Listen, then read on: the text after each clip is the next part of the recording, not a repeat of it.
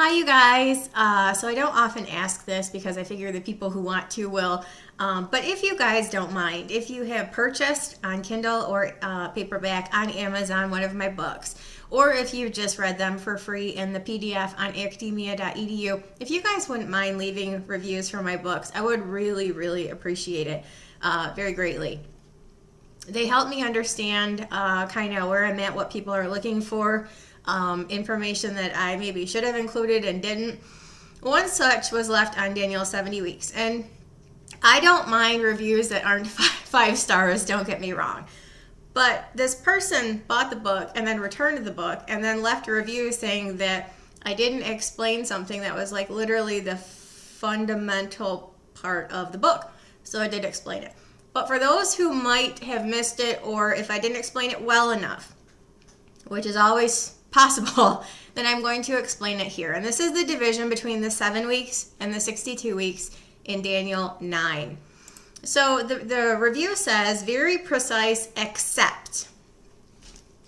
And this except isn't actually an except, because the distinction between the 7 weeks and the 62 weeks ties back to Leviticus 25, which is the whole premise for understanding the weeks of years set up by God given to Moses when Israel comes into the land, which are the underscoring principle of Daniel's whole prophecy of weeks of years. So I think this person just kind of missed a specific verse in Leviticus that is kind of the underpinning of this whole conversation, this whole prophecy in Daniel.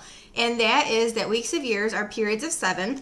And specifically in Leviticus 25:9, it says, thou shalt, 25:8, thou shalt number 7 Sabbaths of years unto thee, 7 times 7 years, 7 weeks, and 62 weeks.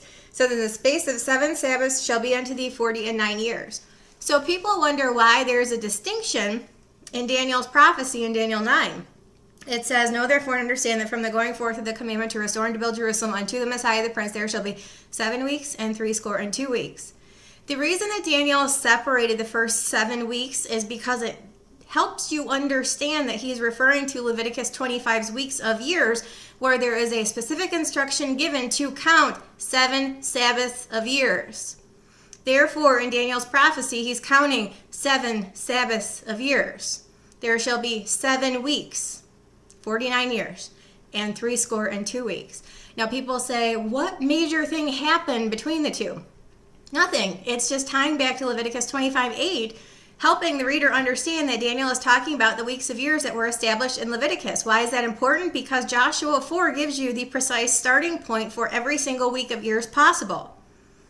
Nehemiah 2, Matthew 21 supports it, and as does Ezekiel 40 and Joel 2 for the 70th week. They all begin in the month of Nisan, specifically on Nisan 10.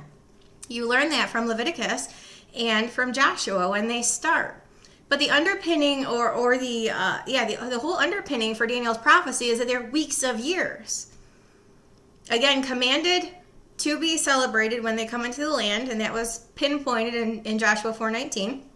They came up out of the land and encamped in Gilgal on the east border of Jericho on the 10th day of the first month, Nisan 10. So every single week of years is going to begin on Nisan 10, from that establishment into infinity if there was no end in history or end on the timeline of world history, but we know that there is. So you know that the final week of years will also begin on Nisan 10. And you know that that's when they were commanded to start being counted according to Leviticus 25. And a second way of knowing that Daniel's prophecy is referring to the weeks of years is that he specifically segregates that period of 49. 7 weeks and 62 weeks. Why does he do that? Because there's a specific command given in Leviticus 25:8 to count 7 Sabbaths of years, the space of 49. And so Daniel does, to help you understand that he is referring to Leviticus 25's weeks of years. And that is where you begin the research to understand starting and ending points and things like that. So it's really not any more complicated than that. It shouldn't be attempted to be made more complicated than that. So someone who's looking for references or precise events that happened after the first 49 weeks of years or 7 Sabbaths, is looking in the wrong spot. Look in Leviticus 25:8, and that is all the explanation you need as far as why Daniel has 2 counts. Really, the important part of that prophecy is that a beginning point was established in Nehemiah 2 and an ending point in Matthew 21, which is why I focused on the beginning and ending. But why those 2 periods of time are separated, even though they are linear on the timeline, there's no break in between the 2. Leviticus 25:8.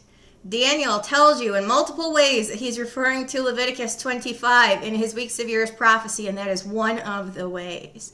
If you have any further questions, let me know. Take care, you guys.